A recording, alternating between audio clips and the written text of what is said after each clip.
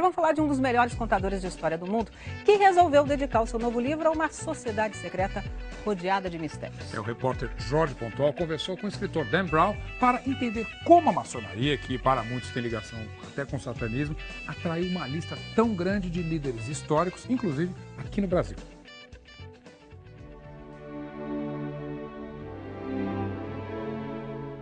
O mistério da maçonaria é o principal ingrediente do novo sucesso do escritor Dan Brown, O Símbolo Perdido.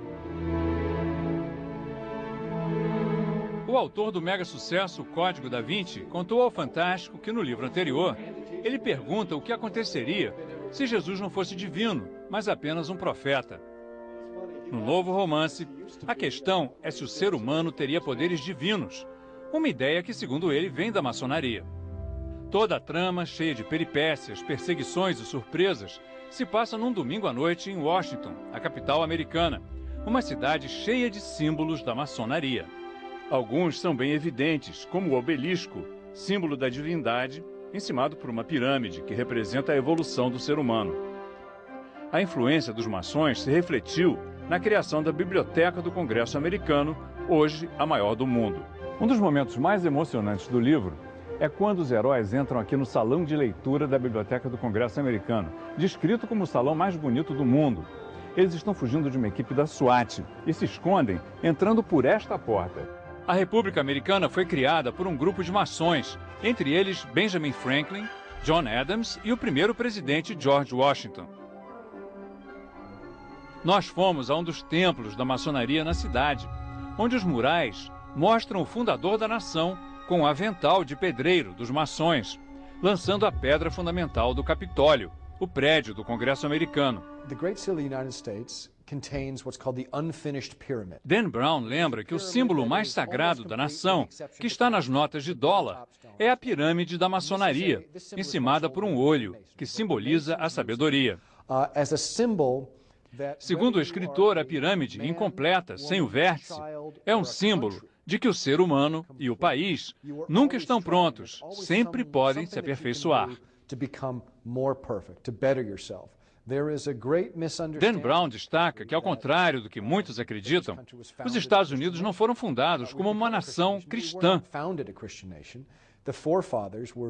Os fundadores eram maçons que seguiam o deísmo, uma religião universal, que usa os símbolos de todas as crenças e acredita que todos os homens nascem iguais, com o direito à liberdade de culto. Sobre o altar do templo maçom estão os livros das principais religiões.